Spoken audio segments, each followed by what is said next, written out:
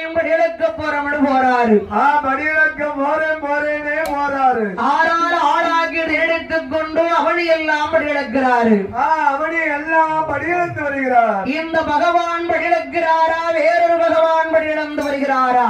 வேறொரு பகவான் படியிழந்து வருகிறாரா? பரிசோதிக்க வேண்டும் என்று அம்மையார்